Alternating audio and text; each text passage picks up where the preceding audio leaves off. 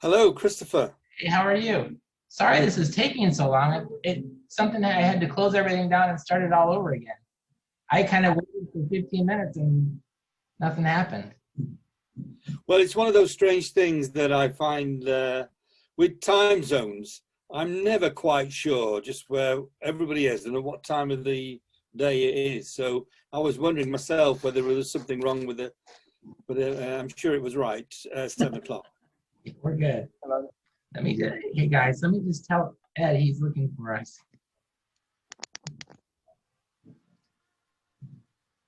Hi. Hello. Hello. Who's saying hello? Oh, hi, Peter. Thank you for stopping by the Breaking Rules Publishing Office Salon. Today we have Michael Ross. He's going to entertain us with his information. I'm loving the books behind you, by the way. So I'm just going to turn it over to Michael. Then do his thing. Oh, that's the beauty of green screen. Ah. Indeed. So Michael, take it away. Tell us what's going on.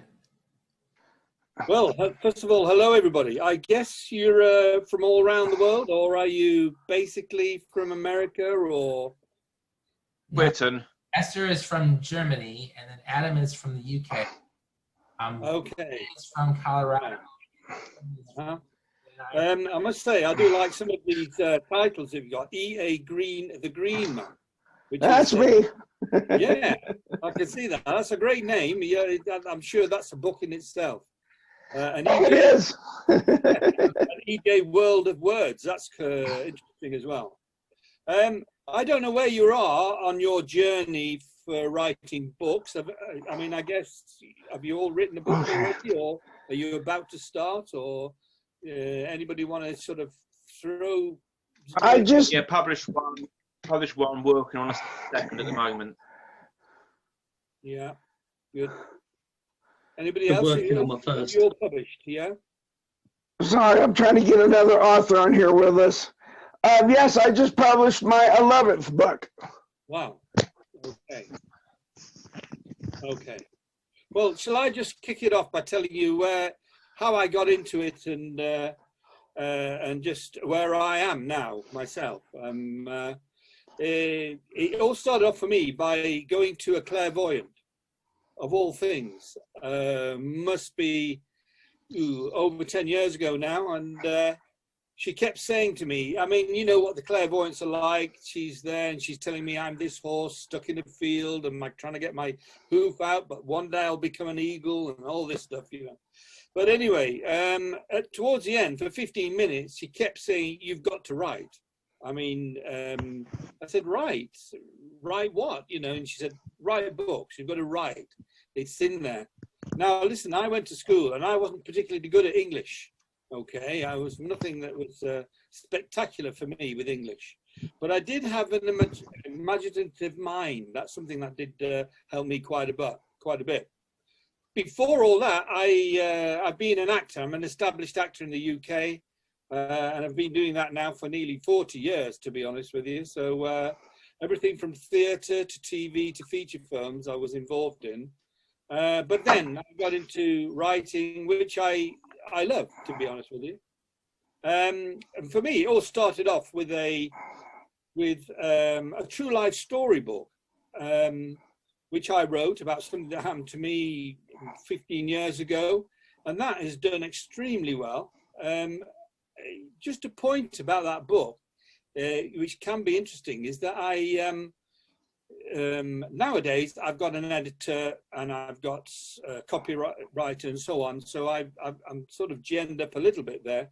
But in that early days, with that very first book, I did a cursory editing myself, which wasn't particularly any good. So I know it's riddled with grammatical mistakes and little spelling mistakes, but that's gone on to be a bestseller. And so it makes you wonder sometimes if the content is good, then maybe people can forgive little mistakes in that. Not now. I mean, I've got somebody who can sort of, I pass everything to, and she'll come back to me, and it's like going to see the principal or headmaster, I find. And she'll send me all the corrections and what I should do. And then she sends me a 2-page report, at the end of which I feel like English maybe isn't my first language. It just, she tells me off like nobody's business. So I did a comedy. I did a couple of comedies, but I've always wanted to do something fantasy-wise. I grew up with fantasy, with authors like Asimov and so on, and Michael Moorcock was, as a schoolboy, was one of my heroes, and I read a lot of him. Then I got on to people like Terry Pratchett, you know, and I like that bit of quirky humor in it, and I think some of that has come out in my sort of books as well. So then I decided to write a classic. I never knew this, but in America, a trilogy can consist of 4 books, okay? So the very first book is the prequel, and it's from a series called The One Chronicles. I'm a pantser, if you're all familiar with that sort of term. I'm somebody who can sit down and just write the story as it happens. I tried the proper way, as I was told. I tried to plot everything out, and it never really worked for me. Just stifled it. So I decided then to just let it flow. In front of me, I'm in my author's den. It doesn't look full of books like this, but I'm writing a series at the moment called The Big Fairy Adventures, and I have a huge map on the wall of this fairy kingdom I call Les Lemony, and on it are little images of characters and of places. Each one is a book, but I have no idea what's going to be in that book till I sit down on a day, take that image, and I say, this is going to be what's going to be happening in the book. It all seems to come. In many ways, the acting has been really helpful for me, because I'm a method actor. And so for a particular character, I could tell you what they like to eat, where they like to go on a holiday, are they married, are they not, do they like children, and so on. Which is okay for human characters, but then if I've got elves in there, or even orcs or other species, that's then comes a challenge, because I want everything to be as believable as possible. That's always been my aim. And I think I've achieved that with The One Chronicles in a way. It's a classic. I've got a glossary in there. I've got little sayings at the start of each chapter, and I believe in images as well. So I've got images in there to help reinforce my description of some of the characters. But I've even got a phonetic table in the back. For some people who feel that some of the names, particularly of the elves, they just want to know how to say them. So I've got this phonetic table at the back as well. I must say that I've got a number of beta readers. 2 of them are American, and they're lovely, and they're really, really helpful for me. But they did struggle with some of the English names. My hero in it is called Hugo Bruff. And they said, how do you pronounce that? Is it Brog? No, it's Bruff.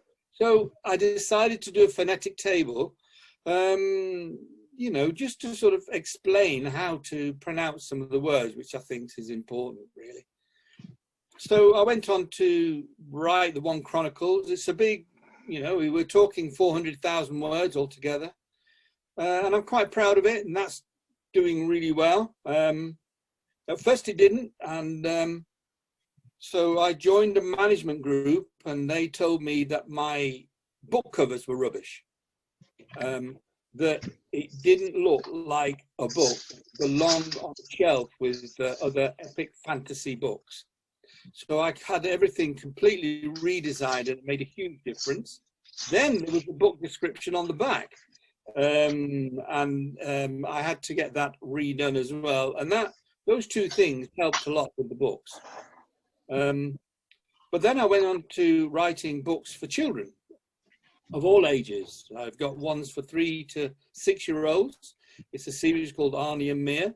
And I really enjoy writing those. I've had an illustrator with me right from my very first book.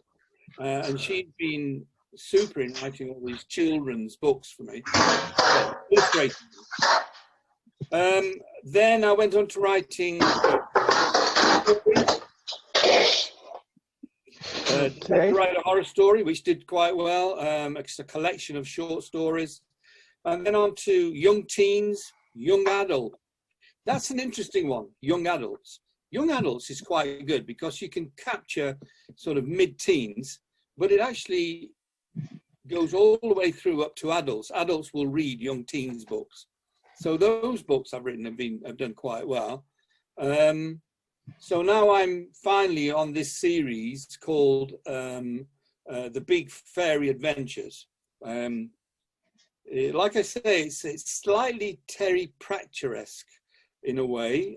I've got just little bits of humor in it, and it centers around a heroine I've got called Tinker Tanker. She's a little bit overweight, which is fine.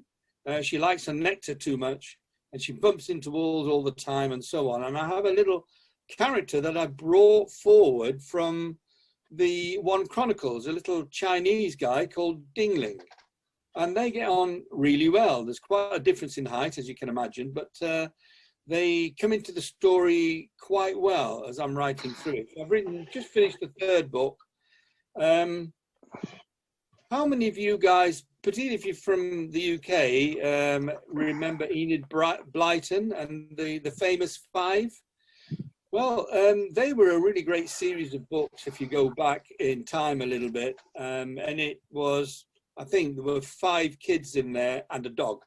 And so I decided to write something along those lines. And I came up with something called The Moon and the Magic Box. And that has done really well. And I've had few emails from mid-teens who've read it and want to know if there's a sequel. So I'm breaking off from the One Chronicles, and I'm going to write a sequel to that one called A Box Full of Aliens.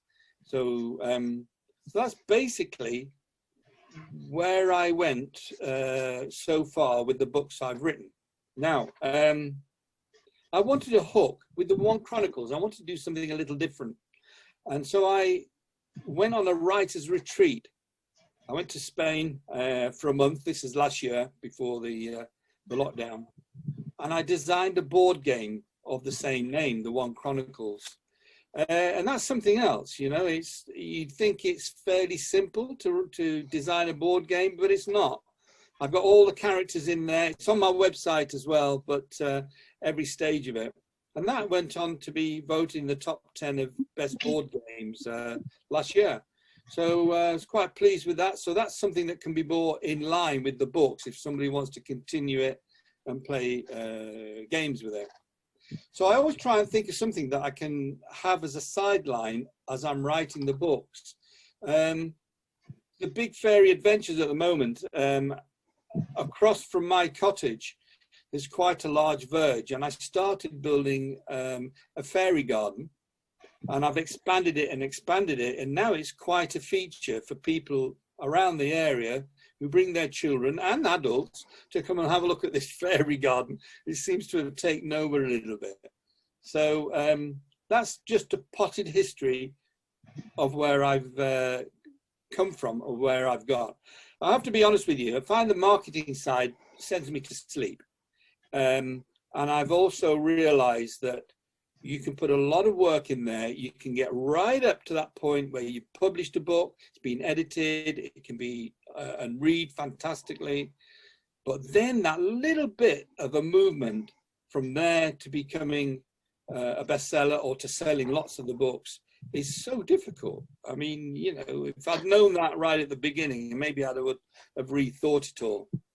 That's always my problem, and I'm still on it now, trying to find ways of making it more efficient and getting the word out there and selling my brand, if you like.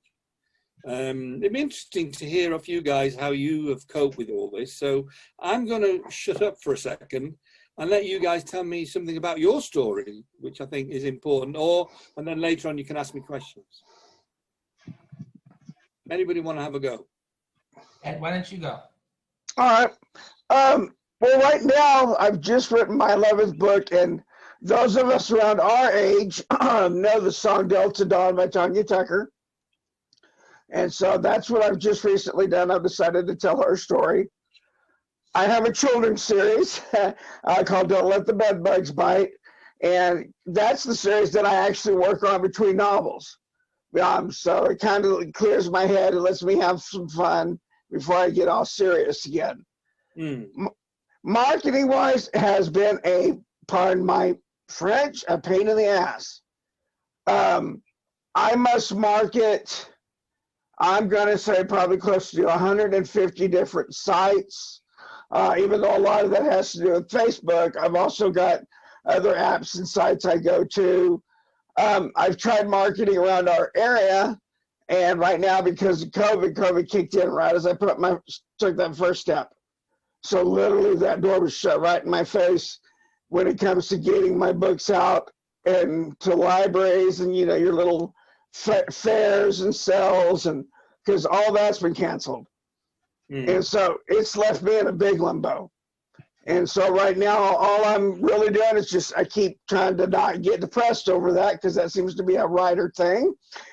And I just keep writing and focusing on the writing. I keep reaching out, and every time I find a new door that's open, whether it be podcast or interviews or anything like that, I make sure to step through them, because I think the more I get myself out there, that eventually when that magic door opens to where everybody wants you and your book, I'll have so much already available on the internet that I'll be easy to find. I think that's the main thing I'm working on right now, is accessibility, because they need to find you. And so that's kind of where I'm at right now, is just keep writing, keep marketing, because some days I'll spend 6 to 8 hours just marketing, reaching out, offering. Since nobody's buying, I am doing giveaways right now, and I'm trying to spread the books out across the country and overseas.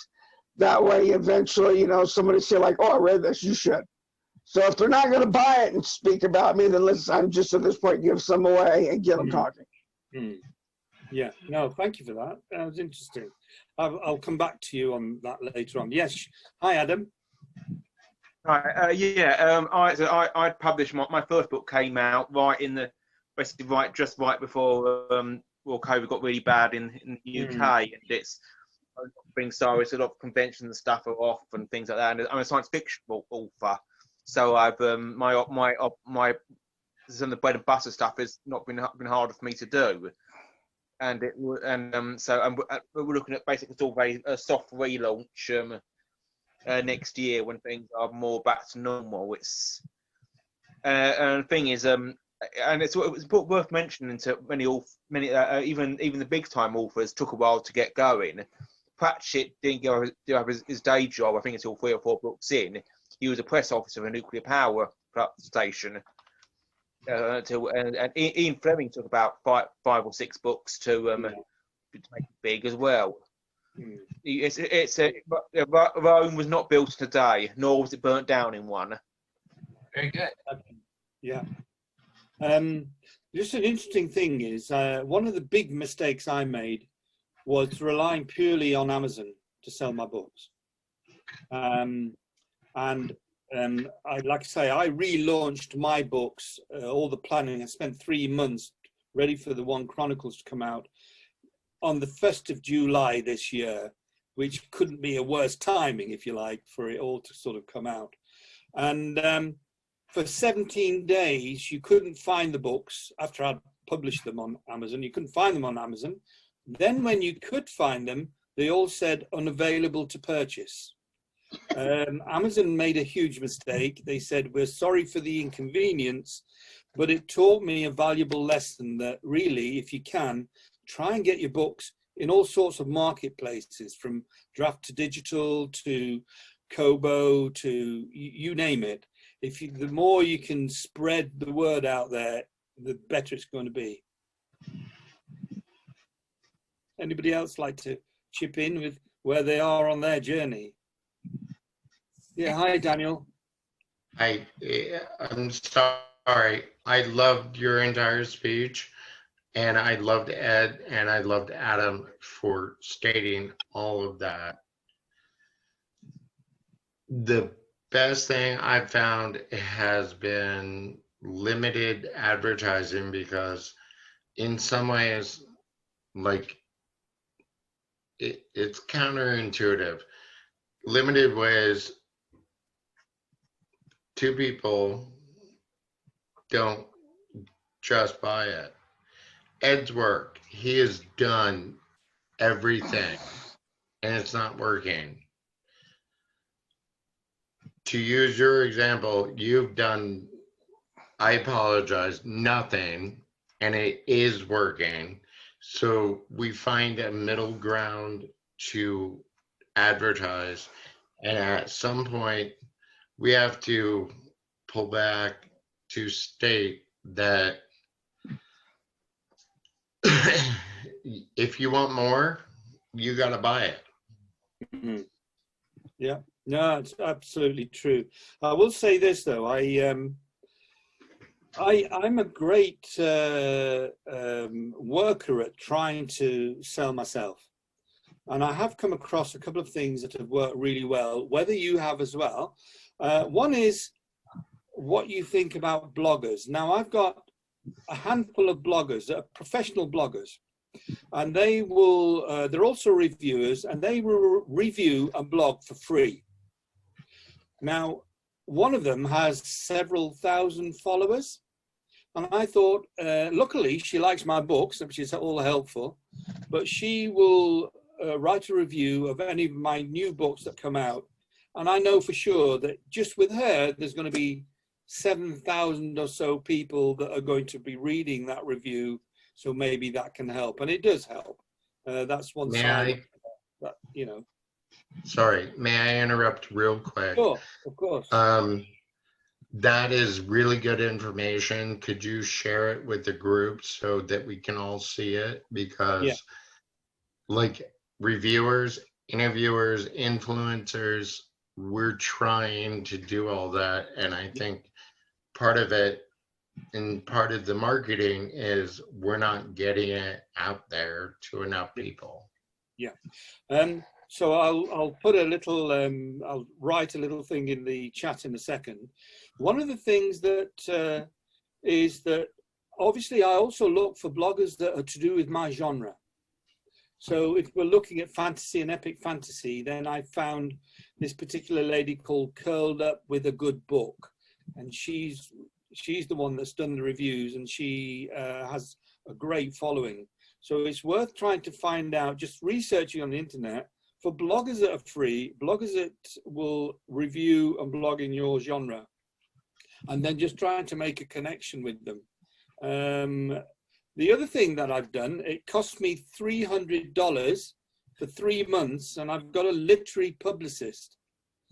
I'm coming towards the end of that 3 months now, but I've done probably between 17 and 20 interviews, either by podcasts or Zoom, on even a couple of TV stations. And I thought that was probably money fairly well spent. If you get with a literary publicist, and they will put in front of you, and that's another way that people are going to listen to you and find out about your story. What's kind of blowing me away right now is I've been reaching out for beta readers. You know, I'll send you the PDF, read it for me. I've had, in the last year, I've had one. Nobody else seems to want to cross that line. I don't get that point and why that would be so hard, because I would have thought beta readers would have been everywhere. It's clowns. It's your affection for clowns. That's the only reason. I want to support your work. I love your work. It's those fucking clowns. Oh, don't speak too loud. They're just right there. They can hear you. I know, and I'm looking at your. Go ahead, Adam. Sorry, go on, so, Adam. I was going to say, may I recommend Father May I, which is company clown free. And who have we got here? Sandra. Hello, Sandra. Hi. What have you written some books? Are you about to, or are you? What sort of genre do you write in? I have 3 crime series books that take place in Portsmouth, New Hampshire, and I'm almost through with my 4th right now. I've been working with Daniel, and Sandra is fucking brilliant, and everybody needs to take notice of what she's doing because she's got her shit together. Sorry, that was rude. Oh, thank you, Daniel. But Michael, how I've been getting interviews through newspapers. I've got one that's going to be coming out this weekend through the Kingsport Times in Kingsport here in Tennessee. And I've been in 2 or 3 other papers, and I, concentrate on doing that and trying to get it into libraries and bookstores. And I've got a few, hits here and there that's been really good. So, I'm just trying to attack it each way that I can. That's all I know. Sandra has a hook because she writes all of her books on her phone. Yeah. Yes. I do. And Last March, and I've had 3 novels now, and I'm nearly done with my 4th, and I do them all myself. And I'm gonna interrupt, and I'm gonna be the pig fucker here. Sandra is amazeballs. She does her due diligence. She is a freaking goddess. Oh, geez. This must be your fan, is it, Sandra? This is your fan. Yeah. That's good. I was thinking the other day, one of my issues is that a lot of you guys, y'all write in like 4 or 5 books in one genre. I haven't really done that. All my books right now, I've got horror, I've got detective, I've got children's, I have romance. So literally, I've got a book almost in every genre.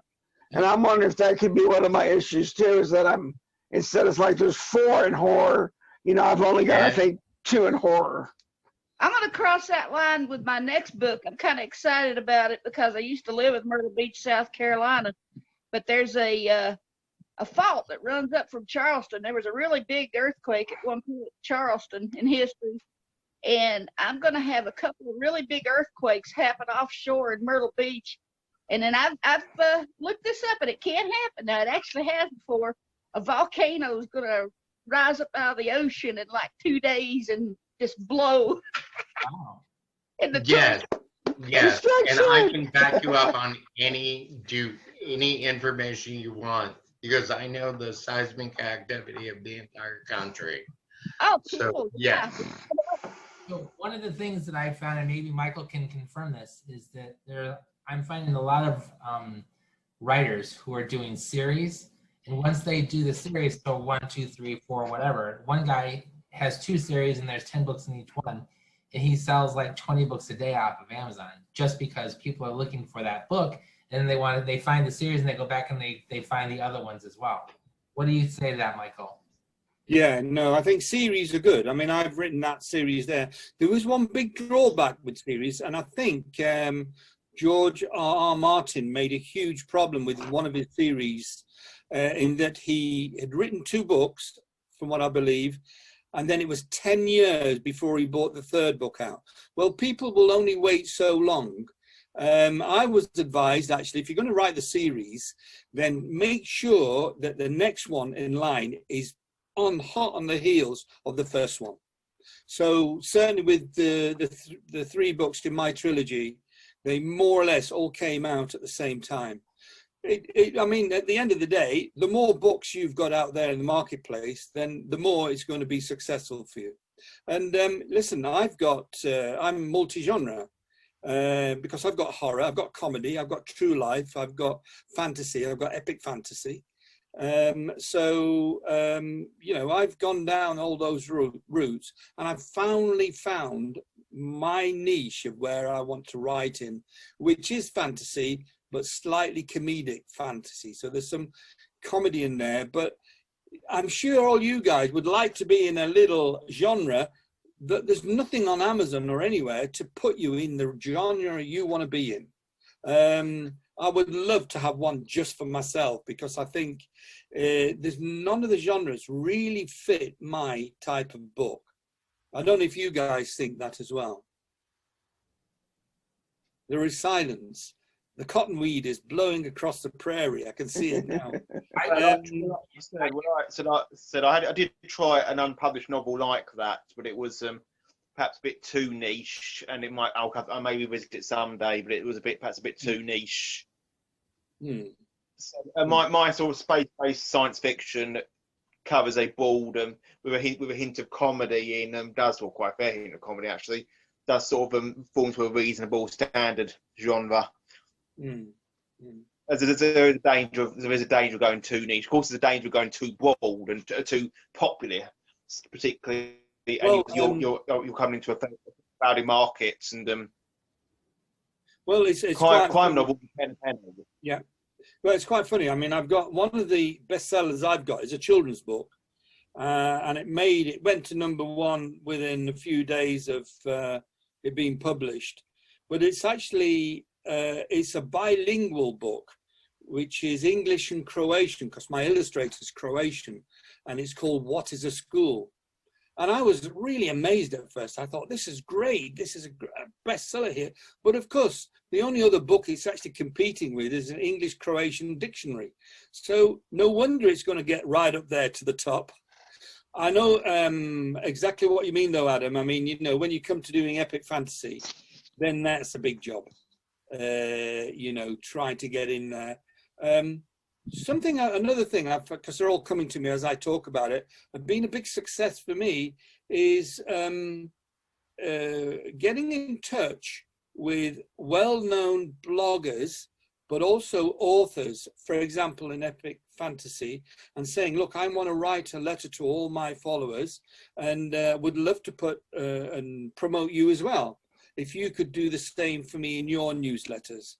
And that actually has worked quite well, because I know I'm definitely going to be quids in if I can get a really well-known writer in epic fantasy to put me in their newsletter. It's going to be great. So it's a sort of they want something in, you know, then I think they're all would love to know that you want to promote them. So hopefully, and they can promote you back. Can you say that again? You took someone's newsletter? If you get a well-known author, he'll have newsletters. Normally they have newsletters that they send to all their fans and readers, and I would say to them, look, I'm doing a big promotion of my books, but I would love to promote yours as well. You know, I don't mind doing this. Could we reciprocate? Could you put a little word about me in your newsletter as well? And that's worked fairly well. Always try and pick on people who've got, you know, obviously well known a lot more than I am, obviously, but that's been a great help for me. I like that idea.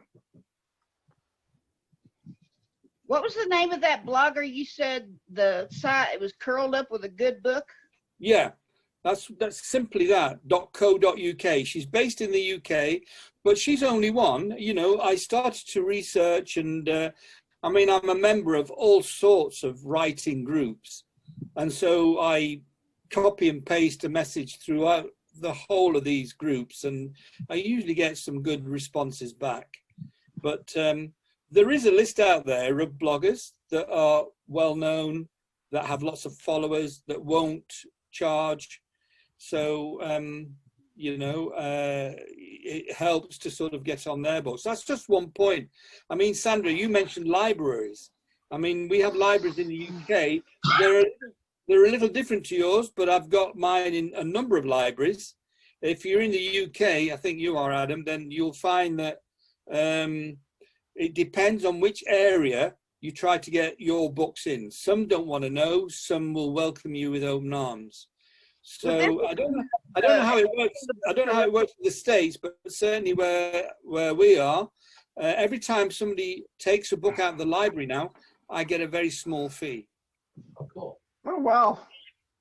I don't. Does that happen in the States? No. I don't think they pay Yeah, us. no, we don't.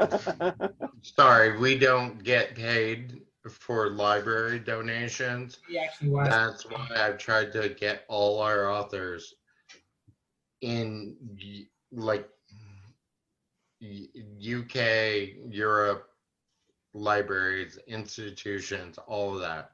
Sorry, I know that's fucked up that I'm just inserting myself, but I have spent most of the summer trying to get our authors into public institutions. And in the US, it doesn't work the same way. In the UK, it does.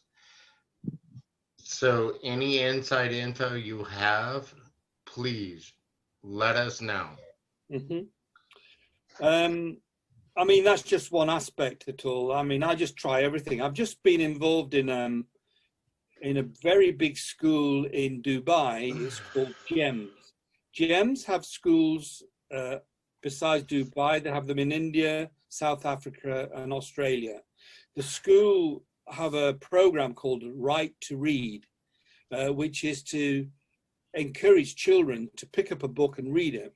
So I was there reading one of my books. Well, the great thing with them is that they're now getting my books in all their libraries, in all the GEMS schools in the various continents. So it's just, you know, it's like you're picking away all the time at trying to find a different way of trying to get your name out there. That's working quite well as well. Another thing I've done just recently is thought about the word syndication. I quite like syndication because syndication means that you can get your name and your brand as an author off to lots of other people without having to spend a dime. And I've just done one for a TV program in Nashua. I think that's how you pronounce it in the States. And what happens is it will go around the whole of that state, wherever it is, and then they will syndicate it out to various radio stations and TV stations. So for that one Zoom interview, a lot of people are going to be seeing it. That's a cool idea. Yeah. So there's all sorts. I just work the system as much as I can. I'm going to say something now. I listened to a friend of mine who's actually a very well-known author. And I said to him, you know, I'm really trying to get here and get these books sold. He says, I'm going to just prick your bubble a little bit. It will be difficult for you to become a millionaire selling books. Now, I mean, fine, but maybe I knew that, but I didn't want to be told it, of course. But and he's right, really. You've got to think of all sorts of little ways that help to get your name out there, and they all then count towards this big thing in the middle, and you start to get more and more popular. Takes time. You were right. I can't remember who said that, but it all takes time. Yeah, my cousin, she's right now she's been on the USA bestseller list, and she's the one that I started writing because I got a little jealous of her. But I found out it took her 5 years. And then when I got to look at it, like my favorite author, King, it took him 10. So that's the thing I'm having to teach myself. I thought I was a patient man until I started writing.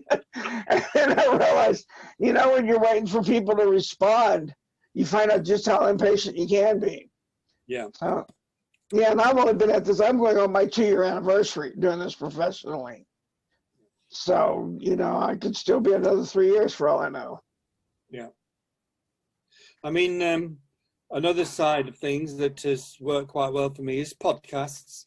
And I've tried to find out podcasters that would like to have an interest in the genre that I write in. And then, so all that little bit counts, mainly actually, full enough, in the States. But I've been doing lots of podcasts recently as well. So you just have to search on the internet and look for podcasters that, and then maybe just delve into their background a bit. Some are just beginning, so maybe put those on one side, but look for those that are fairly established and have got good followers, and then try to pitch yourself to get interviewed. And that, again, is all free, you see. So that's my Scottish blood, trying to be frugal with how much I spend. And it's great because I'm a Scotsman from long and hard. Can I ask you 3 questions? A, podcasts, who are the resources that we can contact? B, I don't want to spend money. And C, I don't want them to be rude to us. I literally had that experience. I was supposed to be interviewed on a worldwide broadcast that they didn't do any of the work they told me they were going to do. So how, as authors, can we stop that shit? Okay. Well, if we go on to the first one with resources, what I did, I just went on the internet and actually asked all the Facebook groups I belong to, because I belong to all sorts of writers groups and promotion groups to do with writing, and just asked, you know, who could you recommend as a podcaster that could help me? Right. So then lots came up, but like I said, then to check is to research that podcaster. There was one I came across, and in fact, I'll mention his name now in case you ever come across him, called Zach Pfeiffer. Now, Zach Pfeiffer is a podcaster. He's got quite a following, but what he does, he will get in touch with you a day before you're due to do the podcast, and he says, I've read the book, and a lot of it, I have a lot of disagreements with. I'm not sure about the style of writing. And I remember asking him, I said, well, what is there about it? You know, he says, well, we'll talk about it during the interview. And what he does, he gets authors on and then he lays into them and criticizes them all the way through. But he's got a following of people that like that sort of interviewing. Well, it's not my cup of tea. So stay clear of Zach Pfeiffer. But I just, like I say, and I've already run into him, and you're absolutely right. And sorry. Be careful. So definitely, if you come across a podcaster and people have said, look, here's a guy, he's very genuine, it could well work.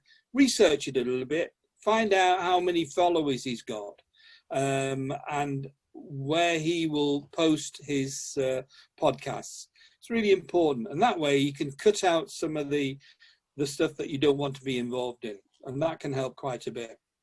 The other way is, like I said, I spent 300 quid for 3 months with a literary publicist, and he just kept throwing all these podcasters and interviewers at me to get me on their shows. So, and that was worth it, you know, for that amount of money, I thought. I'll have to share with everybody, I do have a couple of podcast groups that actually email me for people that are looking for guests on their podcast. Yeah. And they'll have a list of what they're looking for. And so I do that, I get that once a week. And so I can go through and like, well, no, I won't fit that one because they're looking for the health industry or whatever. But yeah, there are those out there looking for authors too. So I'll need to share that resource with everybody. Because it's a wonderful resource. Yeah. Send it to me, please. Sure. Sorry, Adam, did you want to say something?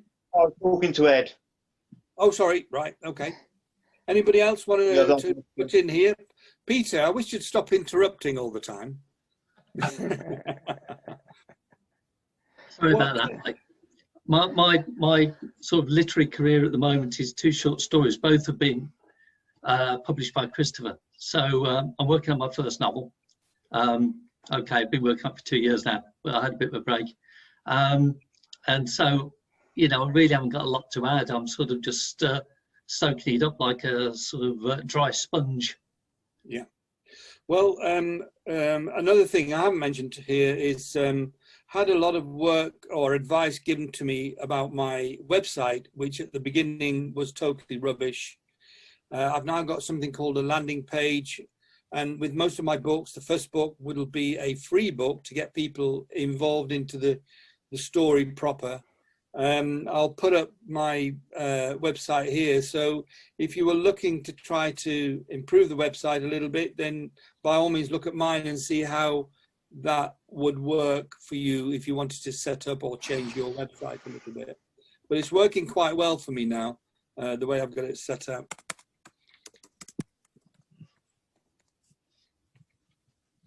One of the things I wanted to, I know we were talking about marketing and things that you do. One of the things I did with my first book, and I'm not sure if I shared it with most of you, but I was living in New York City, and I bought 100 books, and I just went to the subways and put them on the seats so that people would pick them up to read them. Yeah. People would, so that then people were looking at the book that someone was reading, whether they read it or not. They were just looking at it. So someone saw it, and then people wanted to buy it. And I did really well that way. I mean, you just kind of, I feel like you just have to look outside of the box to find something that not everyone is doing, that people can grasp onto, to say, this might work. And, you know, out of buying 100 books, I sold 17,000. I was okay with that. Granted, I was in New York City and I had like a trapped audience, but still, you kind of have to think about things in that way. Everyone's doing this, I need to do this instead so that I can be different from the crowd. Well, funny enough, I've done the same. I remember doing the audio book for one of the books of mine. I had to go on a train journey, and I always took some of the free copies, and I'd just go up to people and say, do you like reading books? Well, yes. Do you like this sort of genre? Well, yeah, here, I'll have this book. Even in my local mall or supermarket, they occasionally do things where they have a table there with books on it, you know, for a really cheap price or whatever. And I'll put some of the books on there just to get it out there. Even at the railway stations where we are in the UK, a lot of them have little mini, I wouldn't call it a library even, just a shelf with some books on. So I put them on there. If I go on holiday, I always take books with me and leave them at the resort.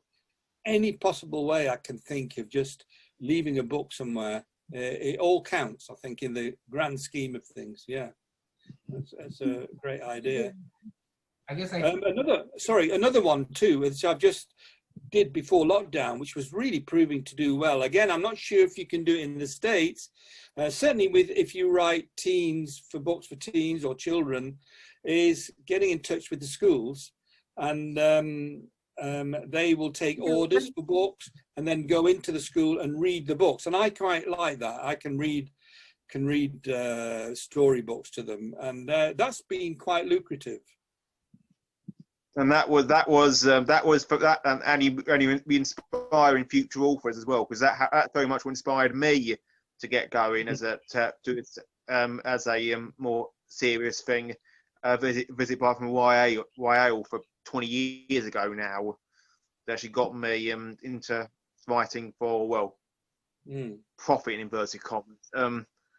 But yeah, we have a children's writer. Her name is Kelly Ulrich, and she has a book, and she would go to a school, and she would donate a couple copies, one for the classroom and one for the library, and then she would also give a sheet that says, this is how you can order and buy my book. And then she would go in and she would read the story to the class. So now you've got a captive audience of 30 kids who want to buy this book, and you're going to give them a sheet to take home to mom and dad. And they say, yeah, sure, it's only $10. Why not? And now she's selling books all the time. And again, you kind of have to look outside of that perpetual box that everyone's in and figure out how to do it for your particular genre or your niche that you've got. I mean, that was brilliant when you think about it. There you go, Ed. You can dress up like a bed bug and go in and read books. I know. I'm scared they won't let me stay after I read the first story. Oh my God. Hold on. What? So, Peter, what are you working on now then? I should say that it is an urban fantasy with hopefully some sardonic humour in. So yeah, I'm pretty much in the same sort of area. Some of the stuff you've done. Yeah. By the way, that really is my name, so I have to write under a pseudonym, obviously. I like Peter Griffin. I know, but no one will ever find me. Let's get a big fat guy. I don't know if you've all got websites. If you've got a website, would you mind like to share it, put it in the chat, because it would be nice to have a look at you guys if I can and see what sort of books you write. It would be interesting to catch up on that if you want to do that. Let's see here. Mine's Books by Sandra Wells, if you Google it. Okay, all right, I can write that one down.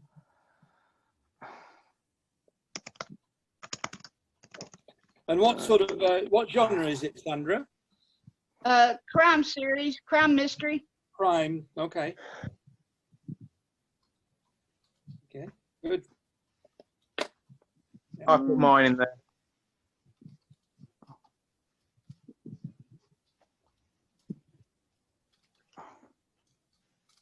Yeah, mine's in the chat. Yep, got it. Thank you. And I don't have a website. It's okay. Well, where are you? Sorry. I'm in Germany. Oh, you're in Germany. What can I ask you what your name is? Because all it says is DJ World of Words. What's your name? Esther. I know. Esther.